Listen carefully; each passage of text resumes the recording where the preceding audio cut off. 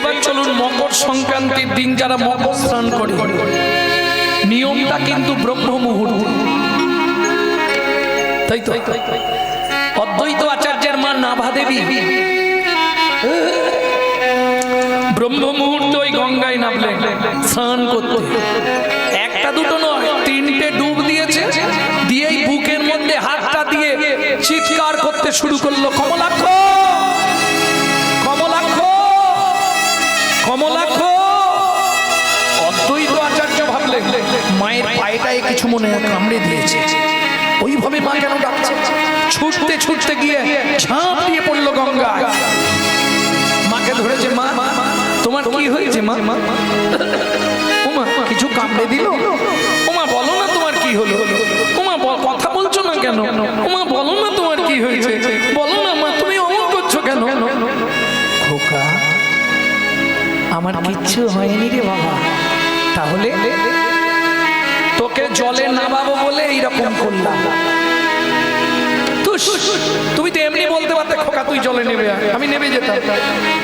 এইরকম করার দরকার ছিল?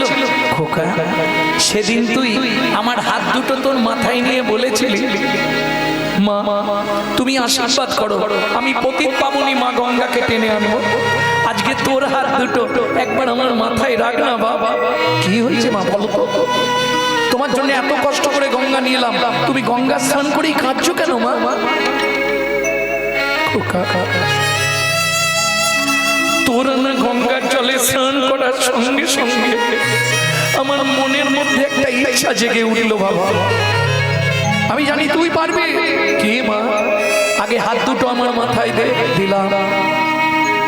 খোকা আমি জানি যে ছেলেটা অভাগিনী মাটাকে স্নান করবার জন্য গঙ্গাকে টেনে আনতে পারে, খোকারে চেয়ে দেখ কলিযুগে কত পতিত জীব পড়ে আছে, এদেরকে উদ্ধার করবার জন্য এই গঙ্গার জলে দাঁড়িয়ে তুই আমার মাথা ছুঁয়ে কথা দে, পতিত পাবন রাধা মদন মোহনকে নামিয়ে আনবি এই কলিযুগের মাটিতে।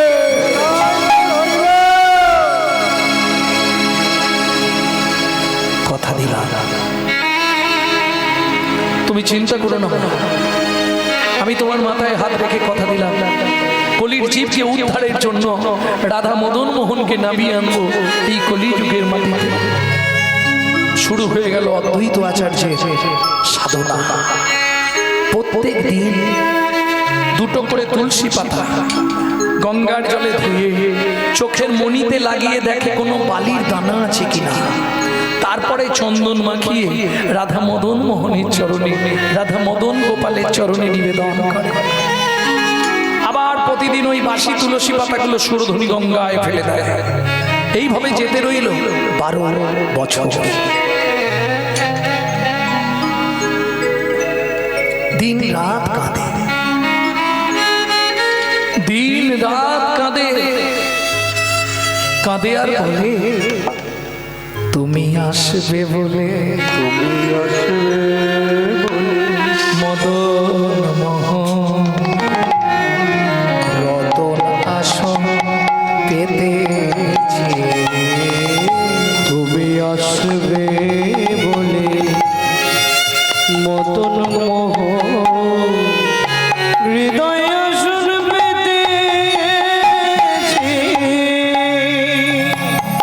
কলি জীবে উদ্ধারিবে, কলি জীবে উদ্ধারিবে, তুমি কলি জীবে উদ্ধারিবে, কলি জীবে উদ্ধারিবে, আমি মনে প্রাণে জেনেছি তুমি আসবে বলে মদন মোহন হৃদয় গৌর হরি হরি বলছি, আসবে বলে মদন মোহন হৃদয় আসন পেতেছে। 12 বছর যেদিন পূর্ণ, 12 বছরে একদিন তুলসী পাতাটা গঙ্গায় ফেলল। ওমা আমরা যাই ফেলি গঙ্গার জলে, যেদিকে স্রোত সেদিকে যাবে, এই স্রোতের বিপরীতে যাচ্ছে, উজানে যাচ্ছে। কি হলো? একই দৃশ্য।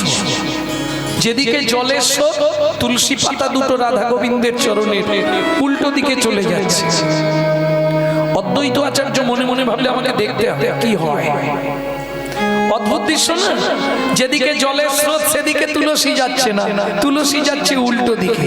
তাহলে দেখি কি করে। তুলসী যায় নীরে নীরে, আচার্য যায় তীরে তীরে। তুলসী যায় নীরে নীরে, আচার্য যায় তীরে তীরে। কোথায় হারিয়ে গেল নাকি? তুলসীটা কোথায় গেল? ওই তো দেখি তুলসী কোথায় যায়, দেখি তুলসী কোথায় যায়। ব্রজে নাকি নদী, দেখি তুলসী কোথায় যায়। ও মায়েরা, তখন অদ্বৈত আচার্যের বয়স কত? 50+। 50+। মহাপ্রভুর জন্ম যখন হলো তখন 52।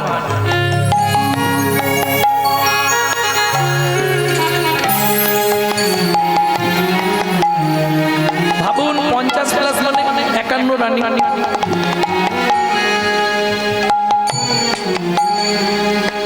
ওই বয়সে তুলসী যখন এপার থেকে ওপারে চলে যাচ্ছে, আড়াআড়ি সুরধুনী গঙ্গা পার হচ্ছে তুলসী, অদ্বৈত আচার্য অবাক হয়ে গেলেন। একই দৃশ্য দেখছি। আর দেরি নয়, মালসাট মেরে ঝাঁপ দিল ওই বয়সে সুরধুনী গঙ্গা। সাঁতার দিয়ে দিয়ে ওপারে গিয়ে উঠেছে। এইবার বলি, সব মেয়েরা ঘাটে স্নান করছে। অদ্বৈত আচার্য তো ঘাট দিয়ে উঠতে পারছে না, কি করবে? এদিকে দাঁড়িয়ে আছে চুপ করে, পাটা ঠেকিয়ে। কেন? এখন মেয়েরা স্নান করছে, সেই ঘাটে যদি আমি যাই, কে কি বলে দেবে, কে কি ভাববে। ও মাইরা, গঙ্গা স্নান করলে গঙ্গায় দাঁড়িয়ে সবার প্রথম সূর্যদেবকে প্রণাম করতে হয়। এটা জানেন? সূর্যদেবকে প্রণাম করছে এক মা। আর দেখবেন গঙ্গা স্রোতে যদি আপনি দাঁড়িয়ে থাকেন, জল এসে আপনাকে বারবার পাক খাবে। ওই পাক দিচ্ছে, শুধু জল নয়, জলের সঙ্গে তুলসী পাতাটাও মাকে প্রদক্ষিণ করছে। যেই গন্ডুসের জলটা তুলে মা দিয়েছে, তুলসী দুটো হাতেই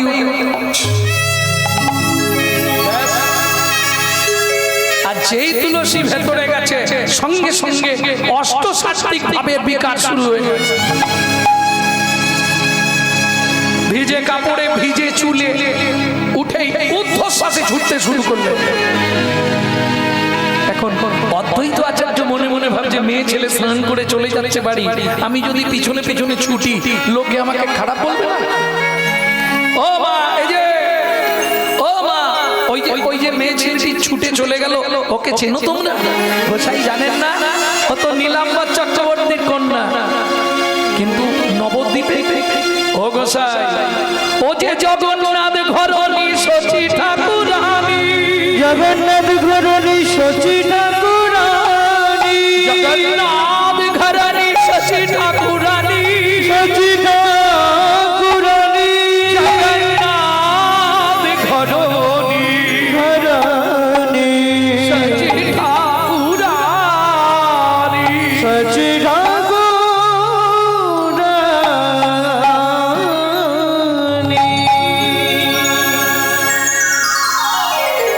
যাই নীলুকে একবার কথাটা বলে আসি। নীলু মানে শচী মায়ের বাবা, নীলাম্বর চক্রবর্তী, যিনি গণনা কার্যে মুক্ত সিদ্ধ। অদ্বৈত আচার্যের বাল্য বন্ধু। তাই নীলু, নীলু বাড়িতে আছিস নাকি? কি খবর বল? বাড়িতেই আছিস? হ্যাঁ রে, তোর মেয়ের বিয়ে হয়ে গেছে? গোপনে গোপনে কাজ ছেড়ে দিয়েছিস, আমাকে একবার জানালি নিয়ে।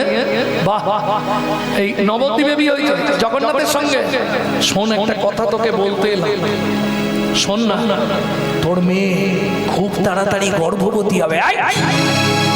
তুই বাবাজি লোক, তুই এসব জানলে কি করে আমার মেয়ের কবে গর্ভ হবে? শোন, শুধু গর্ভবতী হবে না, ওর পেটে যে সন্তান জন্মাবে সেটা যমজ হবে। আর যদি যমজ না হয়, একটা হয়, তাহলে জানবি দুজনের শক্তিতে একটা হবে। এই বলে গেলাম, আসি রে নীলু, মনে রাখি। অদ্বৈত আচার্য চলে গেলেন। নীলাম্বর চক্রবর্তী চিন্তায় পড়ে গেলেন। শচী ঠাকুরানী গর্ভবতী হলেন। ভক্তমণ্ডলী, ভক্তিমূর্তি মায়েরা, ওদিকে বৈষ্ণব কবি লিখলেন কি, শান্তিপুরের বুড়ো মালি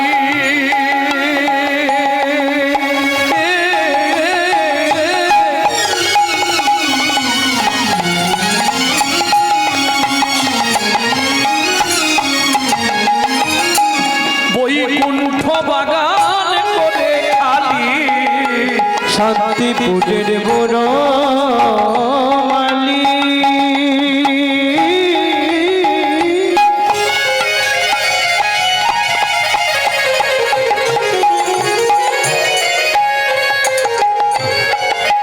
বৈকুণ্ঠ বাগান করে খালি, এনেছিল রসবৃক্ষের চারা, ওগো এনেছিল রসবৃক্ষের চারা, নিতাই মালি রে পাইয়া চারা তার হাতে দিয়া, নিতাই মালির পাইয়া চারা তার হাতে দিয়া, যতনেরও পিতে কইল নাড়া, যতনের পিতে কইল নারা। ভক্তমণ্ডলী, ভক্তিমতী মায়েরা, সন্তান মাতৃগর্ভে কতদিন থাকে? 10 মাস 10 দিন। এখন আর থাকে, এখন 8 মাস 9 মাস 9.5 মাস, 9 মাস হয়ে গেলেই হয়ে, কারণ ডাক্তাররা তো তৈরি আছে। সব থেকে বেশি দিন মায়ের গর্ভে ছিল কে? চৈতন্য মহাপ্রভু। কতদিন? 13 মাস। তয়স 10 মাস। আচ্ছা, তার থেকে বেশি দিন মাতৃগর্ভে কে ছিলেন? শুকদেব গোস্বামী। কত বছর? 16 বছর। আচ্ছা, তার চেয়ে বেশি দিন? এবার চিন্তায় পড়ে যাবে।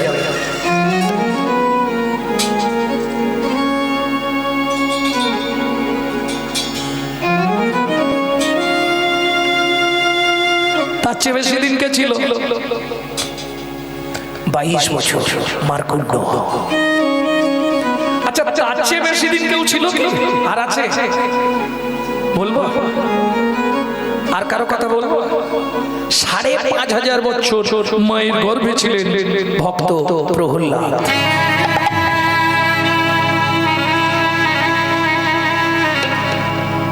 চমকে গেলেন না? এটার একটা কারণ ছিল। কারণটা বলে দেবো নাকি? টাচ করবো আপনার, খালি ওই টাচ।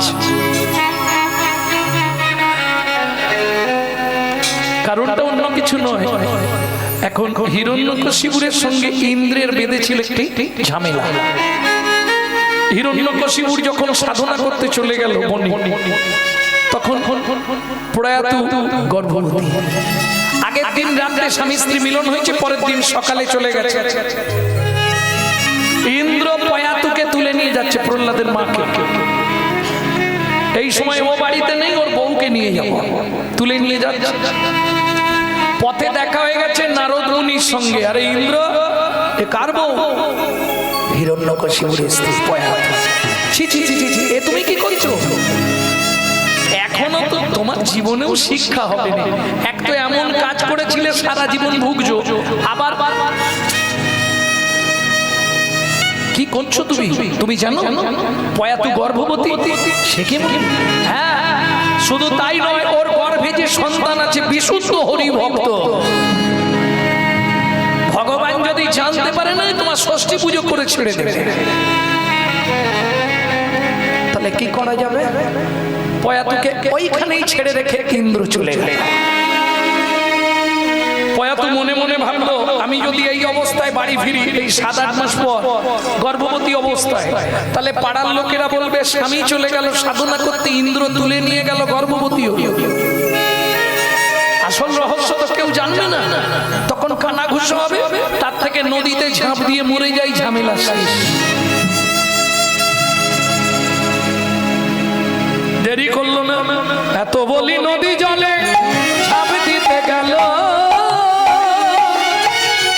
হাতে ধরে নারদ মুনি তারে বাঁচাইলো, হাতে ধরি নারদ মুনি তারে বাঁচাইলো। চলো চলো মা সঙ্গে চলো, চলো চলো মা সঙ্গে চলো। তুমি আমার সঙ্গে চলো।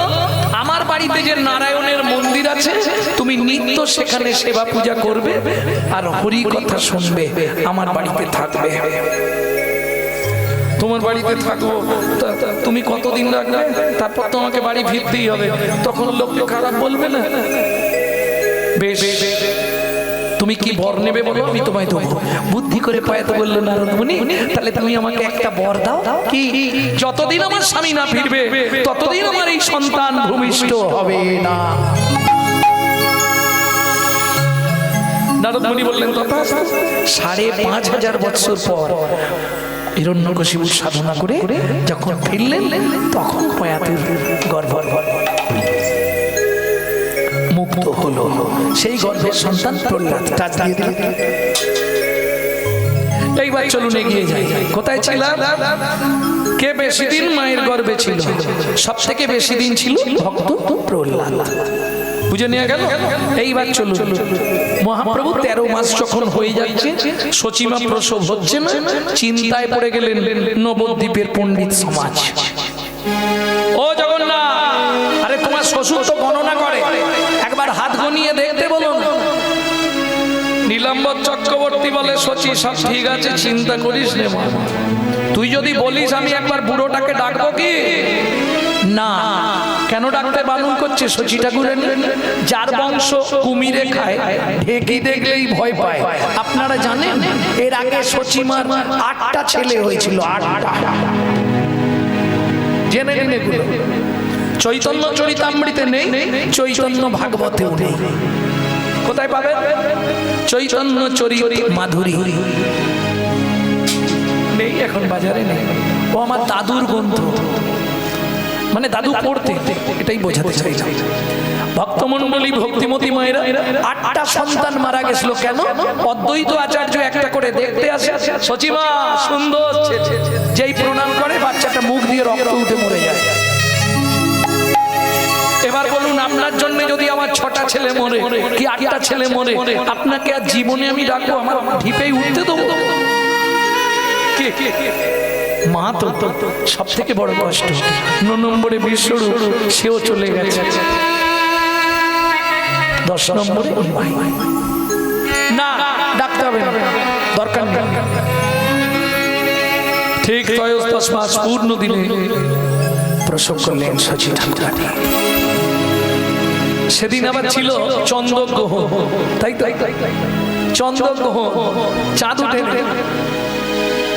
এটা মানে বলছে বৈষ্ণবরা বা চৈতন্য ভাগবতে আছে। সেদিন ছিল চন্দ্রগ্রহণ, মহাপ্রভুর হলো জন্মগ্রহণ। নদিয়ায় ছিল চন্দ্রগ্রহণের কারণে হরি নাম গ্রহণ। মিথ্যা কথাই সব। বৈষ্ণব কবি এক পাশে দাঁড়িয়ে লিখছিল, চন্দ্রাস বলে, শোনো, চন্দ্রগ্রহণ নয়, তবে কি হয়েছিল যেন? চাঁদ দেখে চাঁদ মুখ লুকালো, চাঁদ দেখে চাঁদ মুখ লুকালো, চাঁদ দেখে চাঁদ মুখ লুকালো, চাঁদ দেখে চাঁদ মুখ লুকালো। গগনের চাঁদ তো আমার থেকে সুন্দর পৃথিবীতে কেউ নেই। সে যখন ওই গৌর জন্মালো, দর্শন করেছে, সঙ্গে সঙ্গে লুকিয়ে লুকিয়েছে। এই জন্য নাম কি না? চন্দ্রগ্রহ। হলো পুণ্য তিথি, ধন্য সময়, সচিমার কোলে হলো চন্দ্রোদয়। এলো পূর্ণ তিথি হলো ধন্য সময়, সচিমার কোলে হলো চন্দ্রোদয়। ও মায়েরা, এবার তো আপনারা বলতে পারবেন মহাপ্রভু কোথায় জন্মেছিল, জায়গাটা কে বলবে দেখতে? আরে জায়গাটার নাম কি? জোরে বলো। হ্যাঁ? সাহস করে বলতে পারছো? হিন্দু বাড়ি জন্ম নিয়েছো, হিন্দু ধর্ম পালন করছো, হিন্দু ধর্মের ভগবান কোথায় জন্মেছে বলতে পারছো না? আরে নবদ্বীপে। তাই তো? তো তুমি বলনি কেন এতক্ষণ? ও নবদ্বীপ, আমি শুনতে পাইনি মা, জোরে বলবে তো। আচ্ছা নবদ্বীপে এটা কি জানো? আস্তে আস্তে 9টা জায়গা নিয়ে নবদ্বীপ। ও মা, নবদ্বীপ কি একটা জায়গার নাম নাকি? 9টা দ্বীপ নিয়ে নবদ্বীপ। তাহলে একটা ছেলে 9 জায়গায় জন্মালো কি করে? এই রে, বলেও তো ঝামেলায় পড়লাম। আর হবে না? হলো পুণ্যতিথি ধন্য সময়, সচিমার কোলে হলো চন্দ্রোদয়। এলো পূর্ণ তিথি হলো ধন্য সময়, সচিমার কোলে এলো চন্দ্রোদয়।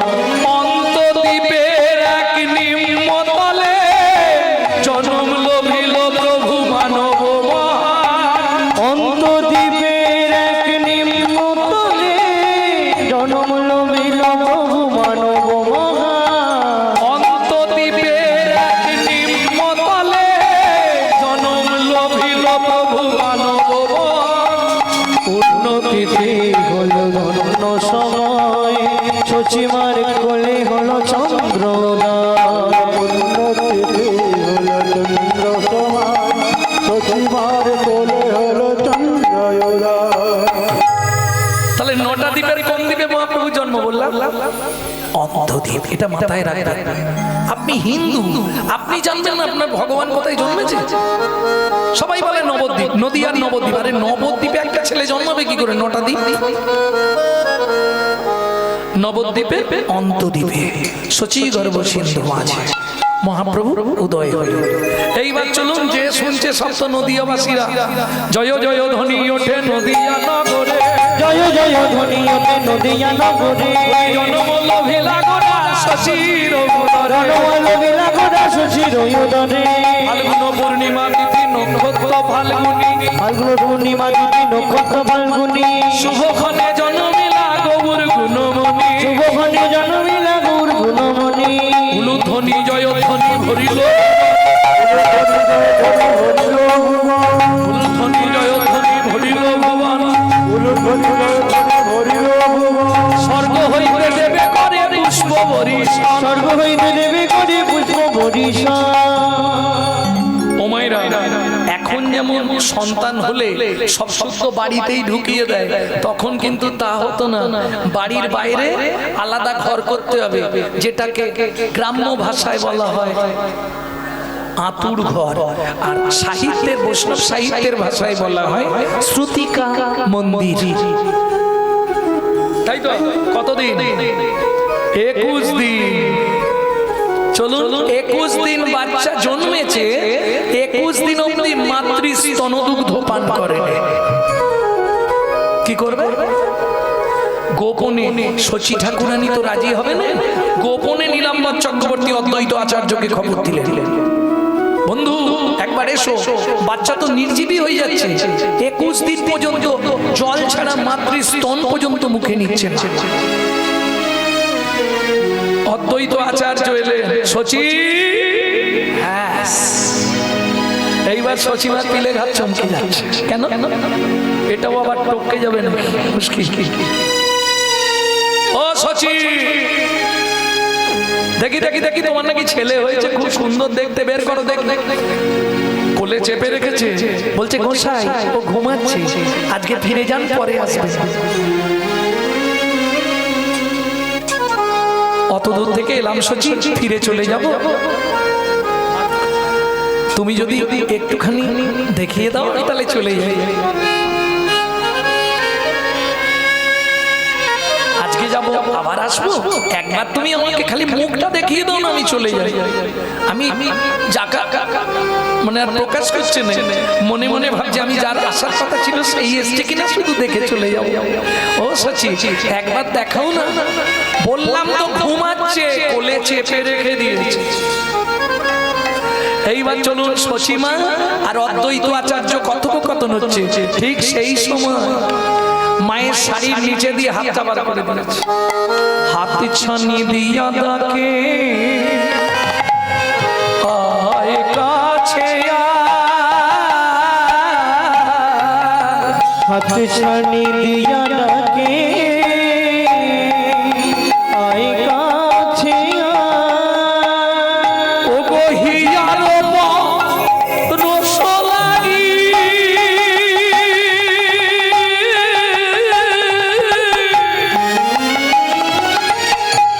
হিয়া মোর চায় হিয়ার রস লাগি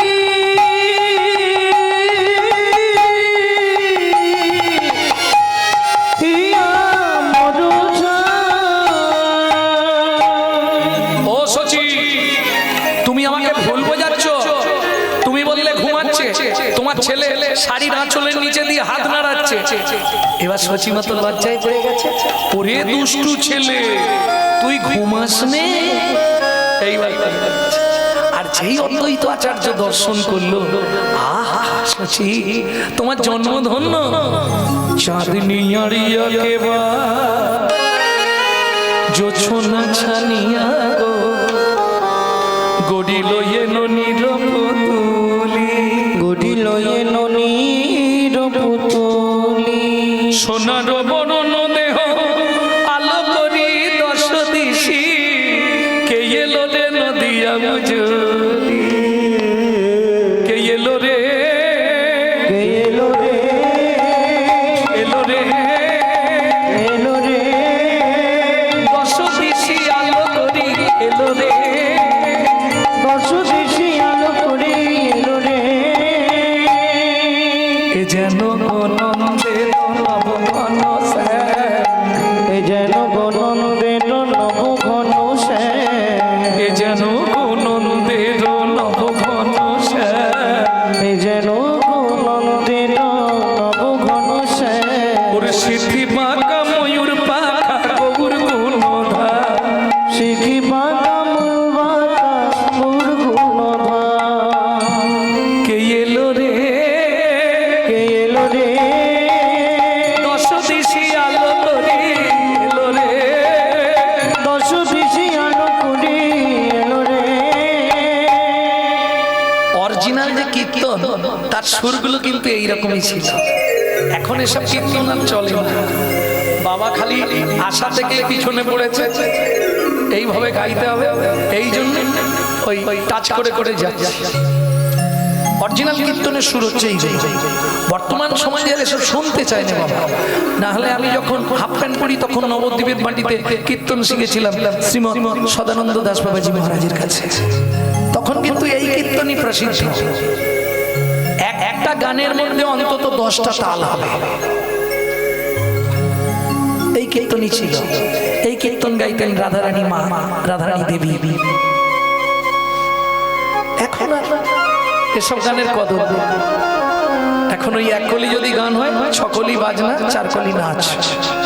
এই কীর্তন বাংলার যে আদি মূল সম্পদ কীর্তন, সেই কীর্তন আর নাই, সেই কীর্তন হারিয়ে যাচ্ছে আস্তে আস্তে। প্রত্যেকটা কীর্তনিয়াদের উচিত যে কীর্তন তার নিজস্ব একটা ধারা আছে, তার নিজের ধারাবাহিক ধরেছে চলুন।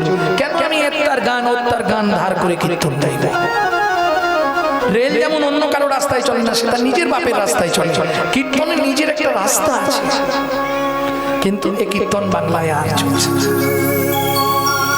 ও সচি তোমার ভাগ্য ধন্য, গগনেরও চাঁদই আসি ধরাতে উদয়,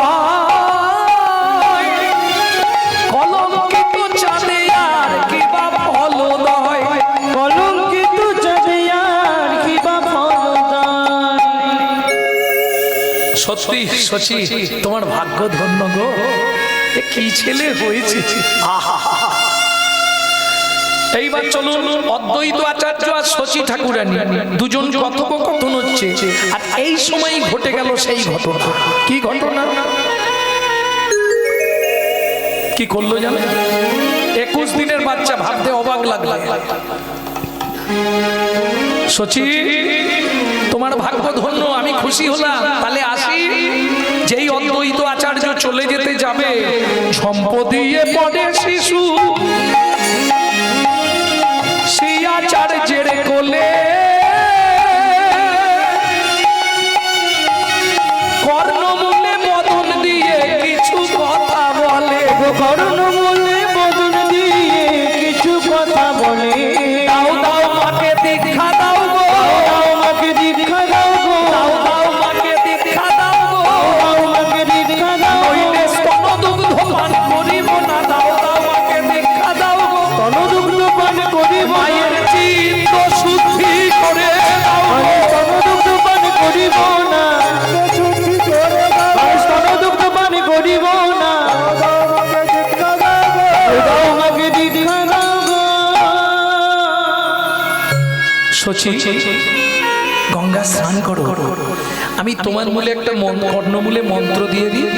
তুণ্ডে তাণ্ড বিনিরতিং বিতানিতে তুণ্ডাবলী লব্ধয়ে কর্ণ কোড়ে করম্মিনী ঘটয়াতে কর্ণবুদেব চেত প্রাঙ্গণ সঙ্গিনী রাজশ্রীহম নো জানে জানতে কি অদ্ভুত অমৃতম কৃষ্ণ ইতি বর্ণদ্বৈ। যেই মন্ত্র দিল, তবে বালক নিমাই মাতৃস্তন দুগ্ধ পান করল। প্রেম সে বলো চৈতন্য মহাপ্রভু।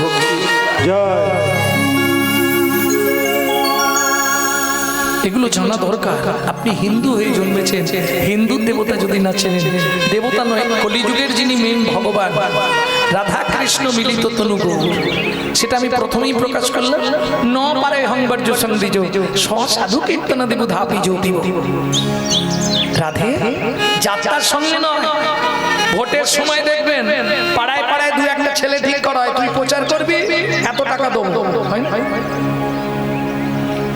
রাধে বাড়িতে একটা কাজের লোক রাখলে তাকে দুবেলা খেতে দিতে হয়, আমাকে তাও দিতে হবে। আমি কলিযুগে গৌর হয়ে জন্মগ্রহণ করব, তোমার নামানুগুণ কীর্তনটা প্রচার করব। শোনো, ওই ওপাড়ার ভোলা ময়রার সঙ্গে নয়, সাধু কীর্তনা দেব ধাপি যোগী, সাধু সঙ্গে তোমার নামানুগুণ কীর্তন প্রচার করব।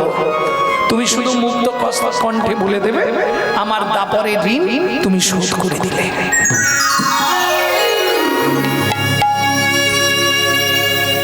বুঝে নিয়ে গেল, কারণ দাসখত লিখেছিলেন না সখী সমাজে, কৃষ্ণকে দিয়ে দাসখত লিখিয়েছিলেন সখীরা।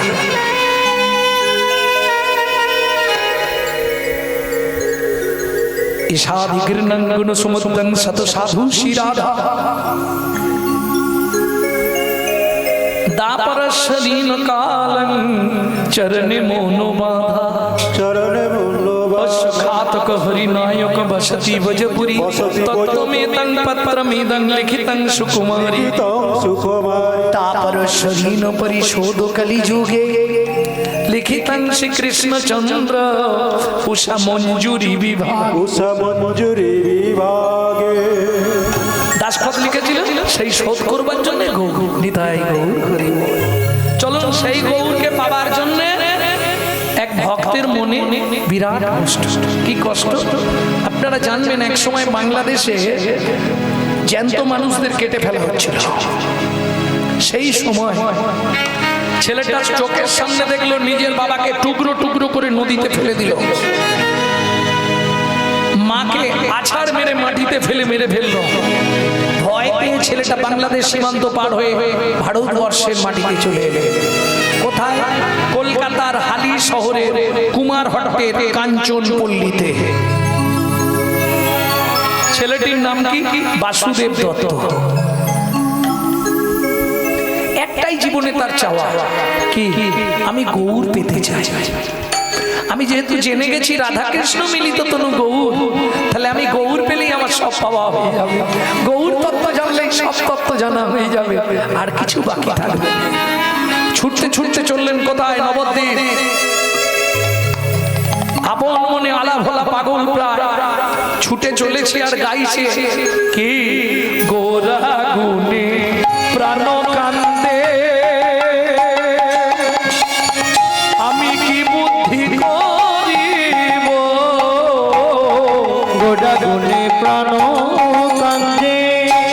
আমি কি বুদ্ধি করিব বলো গৌরাঙ্গ গুণের নিধি কোথা গেলে পাবো? গুণের নিধি কোথা গেলে পাবো? একজনই বলতে পারবে যে সত্য।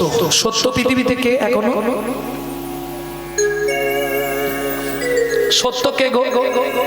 পতিত পাবনী মা গঙ্গা, চির সত্য। ওই বলতে পারবে, ওই গঙ্গার তীরেই যাই। সুরধ্বনি গঙ্গার তীরে এসে বলছে, মা তুমি বলো না কোথায়? মনে হচ্ছে বাবাজি আসছে স্নান করতে। ওই বাবাজিকে ধরলেই হয়ে যাবে। ছুটে গিয়ে বাবাজির চরণটা ধরেছে। পায়ে ধরছিস কেন? কি হয়েছে তো? এখন দেখেছিস কাঁধে গামছা, এখন স্নান করতে যাচ্ছি, পয়সা নেই, পায়ে ধরে লাভ।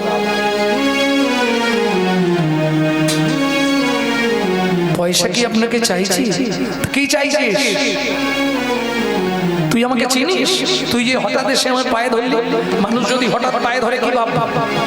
আমি স্নান করতে যাচ্ছি, পায়ে ধরেছে মানে নিশ্চয়ই কিছু চাই। চাওয়া ছাড়া তো আর কিছু নেই। আমি আপনাকে হাড়ে হাড়ে চিনি। তুই আমাকে চিনিস? হ্যাঁ, কি চিনিস বলতো? আমি কে? তুমি শান্তিপুরের বুড়ো মালি। শান্তিপুরের বুড়ো মালি, কুণ্ঠ বাগান করলে খালি। শান্তিপুরের বুড়ো মালি, কুণ্ঠ বাগান করলে খালি। শান্তিপুরের বুড়ো মালি, কুণ্ঠ বাগান তুমি এনেছিলে গৌর বন। ওই কুণ্ঠ বাগানে করলে খালি, ওই কুণ্ঠ বাগানে করলে খালি, শান্তিপুরের বুড়ো মালি, শান্তিপুরের বুড়ো মালি। বলো না গো, কি নিবি তুই বল? পায়ে ধরলি দেবে? নিশ্চয়ই দেবো। তোর নাম কি? আমার নাম বাসুদেব দত্ত। বাহ, সুন্দর নাম তো। কায়েত বাড়ির ছেলে দত্ত, সুন্দর নাম। তা কি চাই তোর বল? কাঁদছিস কেন? সুন্দর দেখতে, কত সুন্দর চেহারা তোর। আহা, গলায় তুলসীর মালা, কি সুন্দর তোর চেহারা। হ্যাঁ, কি চাই তোর বল? দেবে গোসাই? ঠিক আছে দেবো। এই সুরধ্বনি গঙ্গার সামনে দাঁড়িয়ে বলছি দেবো। বল কি নিবি? আহা, দেখলে এটাই সুযোগ। সঙ্গে সঙ্গে পাটা চেপে ধরে চোখের জলটা পায়ে ফেলছে আর বলছে, অন্য কিছু চাই নে গৌর প্রেম প্রীতি রতন। গৌর প্রেম প্রীতি রতন, করো তুমি মনে